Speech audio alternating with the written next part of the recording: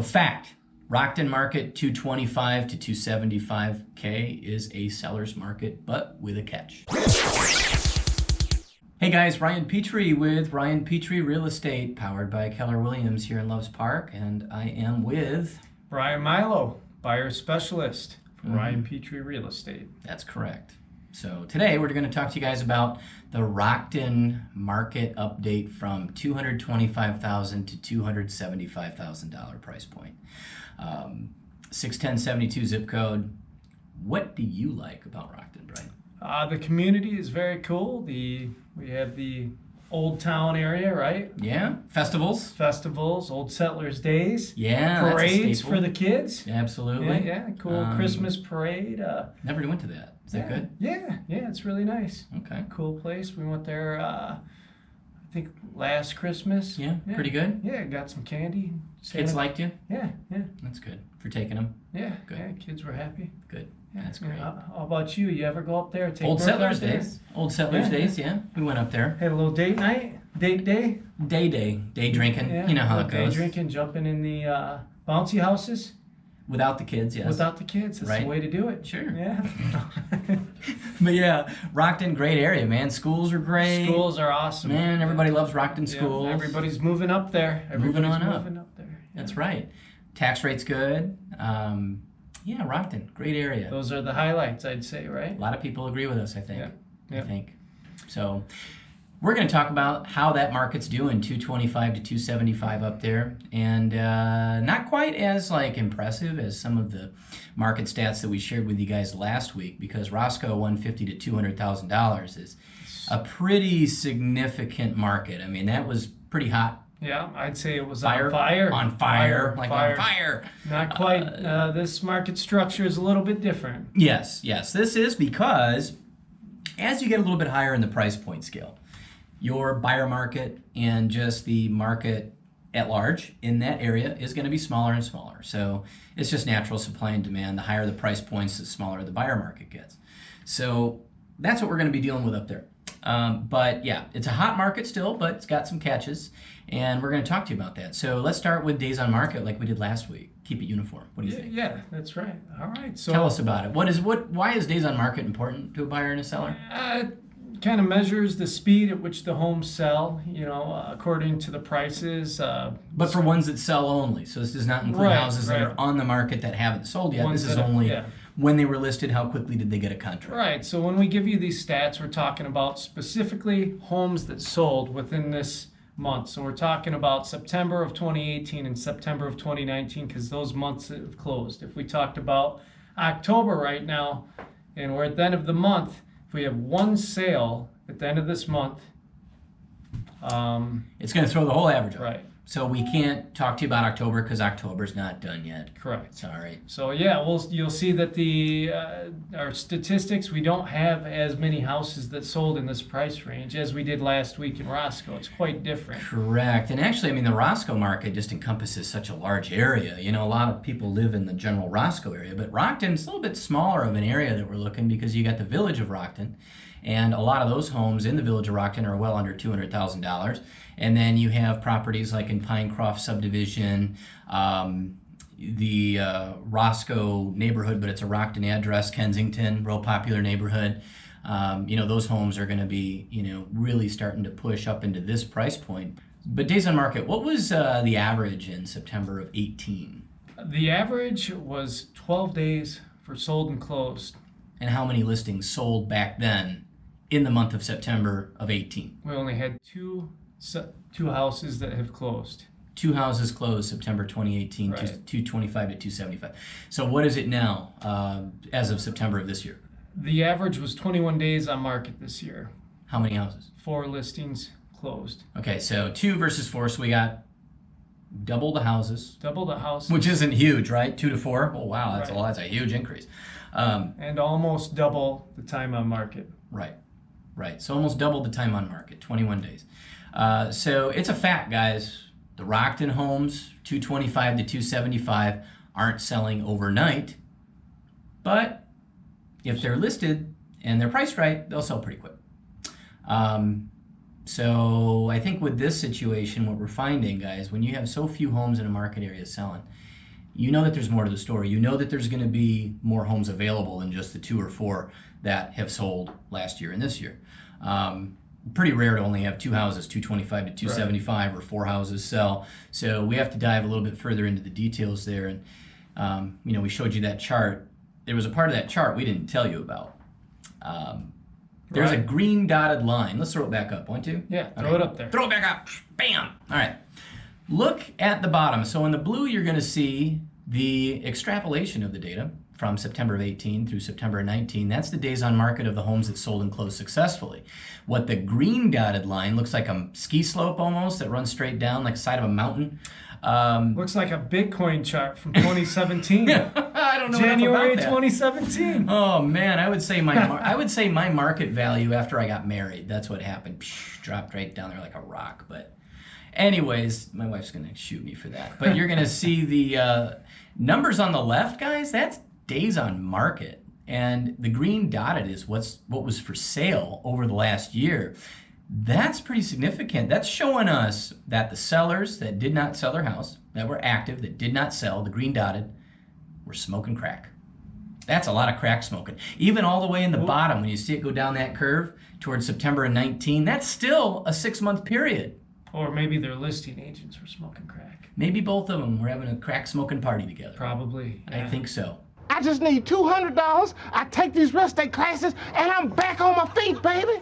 Anyways, guys, what we're going to be telling you about with the rest of this market data here is that even if a market's great, if homes are selling quickly, 12 days, 21 days, 2 listings, 4 listings, and we're even going to get into list to sale price ratios that are really going to kind of make you think that, yeah, this market is doing pretty well.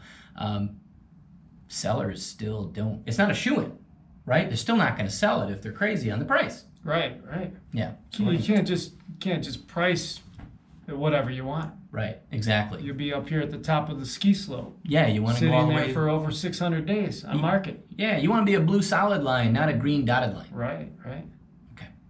Enough about that part of it, but what do you want to talk about now? Let's talk about the list to sales price ratio. All right. List to sale ratio. As an agent who lists a lot of properties and sells a lot of properties together, we love to have sellers get a good price for their house. And actually you don't, because you're a buyer's agent, right? That's right. You want to knock the price down for your buyer. Yeah, we want to get them the best price that we can. Yeah, and I want a high sale ratio. I want to brag to sellers. Hey, look, my average sale price to list price ratio was 98.9% the last 24 months, which it was. I love to tell people that, because that means when I list a house, it sells for that number, right? So how do you do that, though? How do you get that? How do you get that? Yeah. By pricing it right, by coming up with the numbers and showing people what their home is worth. And I bring my computer to my appointments and I show them interior and exterior photos. I don't just show up with 3 pieces of paper and say, these are the 3 houses that I want you to conform to my price agenda. I don't want you to shoot it low, pull the 3 lowest comps to convince you of a low price, and I don't want to pull the 3 highest comps. That's right. To show you, to dazzle you and get you to list with me, so I'll beat you down on the price the next 6 months while you're on the market. I don't do that. Right. And we don't want our buyers to overpay either. No, we don't. So pricing accurately protects everyone. It protects sellers, gets them the most for their house, and it protects buyers from overpaying for a home and sticking them with a problem that belongs to someone else. So there's a lot of responsibility in the market to make sure you get what you deserve. That's right. Right? That's right. But list to sale ratios, it measures the aggressiveness of buyers in an active marketplace, and it also could be an indicator of how well homes were priced, if they were priced to sell or if they were overpriced. But we're only going to be looking at list to sale ratios, obviously, on homes that sold and closed. So unfortunately, we aren't going to know which ones didn't sell. What was the average list to sale ratio as a percentage in September of 18? 98.25%. Pretty good. Almost full price. I mean, right? Yeah. On a $275,000 house, that means that the seller basically took like $3,000 off, right? Right. Not a big deal. So they're priced accurately, Right. The ones that sold. Yeah. So 225 to 275 range, yeah, about a few grand, roughly. What was it? So we knew it was 98.25%? Yep. Okay. What was it in September of 19? September of 19, we gained 1%, brought us up to 99.25%. Okay. With twice the homes sold. 2 to 4, right? And that's what we talk about. That's 2 right. houses to 4 houses. Ooh, right. that's a lot of houses. Wow, that's a tremendous amount of property. But we are seeing that average was up a whole percent.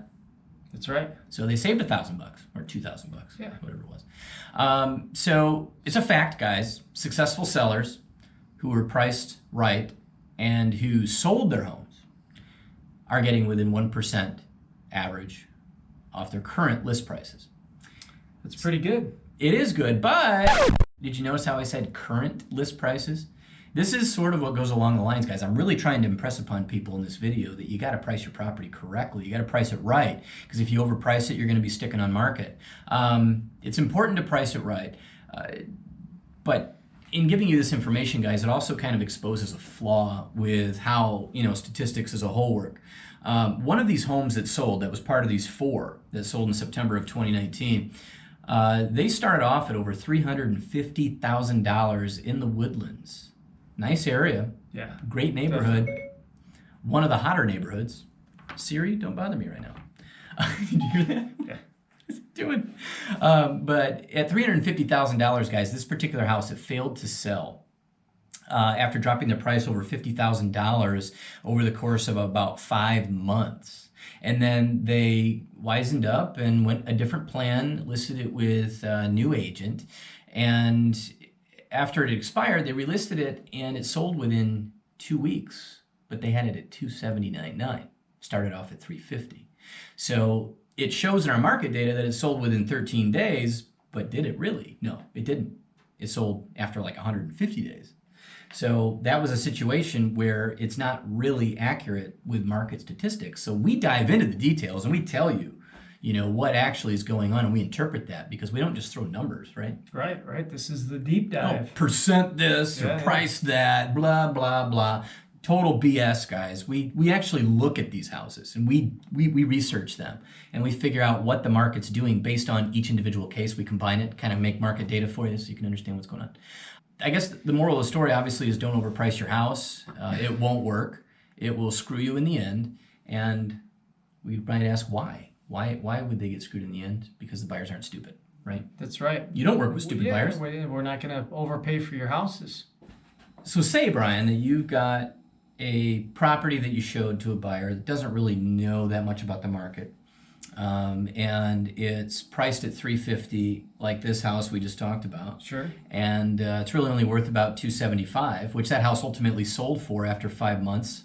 Started off at $350 all the way down to $279.9, sold for $275. Right. What would you tell your buyer if they're like, yeah, I really love this house, but it's listed at $350, and you're like, the thing's only worth $280? What would you do? Well, we're going to let that house sit on the market for a while. We're going to let it be at the top of the ski slope because we don't want them to overpay for the house. And I don't want you calling me in 4 or 5 years saying, hey, I want to sell my house, and I'll walk up and be like, oh, crap. $350. You paid $350. Who's the idiot that sold you this place? Who's the realtor that screwed you up and let you do that? Right. It wasn't Milo. What were you guys smoking? What we smoke? Crack. Lots of crack. A lot of crack smoking today. Right, yeah. Too much. Too much crack. Yeah. Don't do crack, kids. Bad for you. It's bad. Makes your teeth fall out, I think. That's or right. is that meth? You can tell I know a lot about my drugs. Right. One of the two of them. Yeah. I don't know. But anyways, that's the situation with the list to sale price ratio. So now we've got market absorption rate. It's definitely the most important way to calculate what a market's doing, right? That's right. Okay. What's it measure? What's it do? It measures the strength of the area. It measures the rate at which the homes are sold. Right. So we take our listed data, what's currently active, and then we take what's currently pending right now only, and we compare them.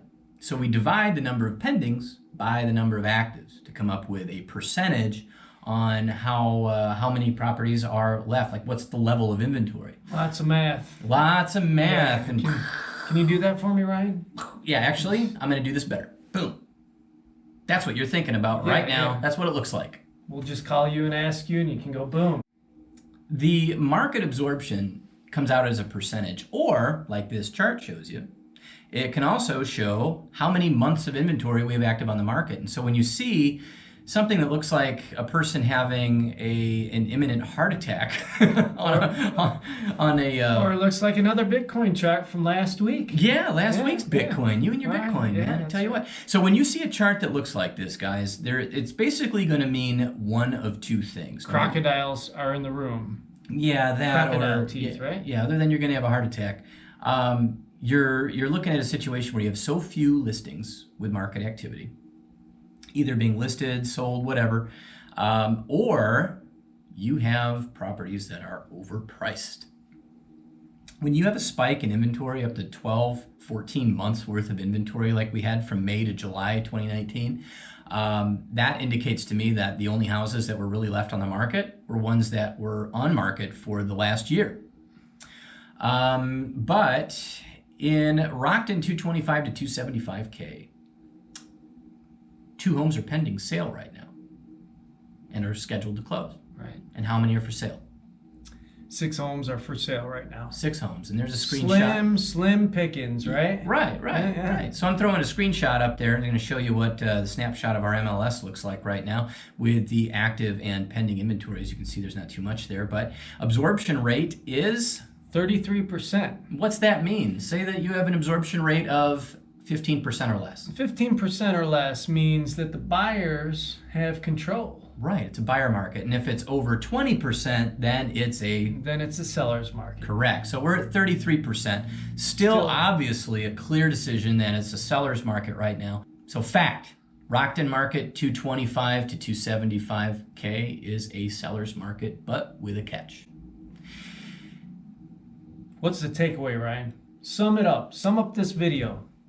It does have a catch in the market area there, because there is a portion of the market that is active right now that believes the market will bear for them a value for their home that it simply will not. And we took a look at a lot of these homes, what, about a month ago?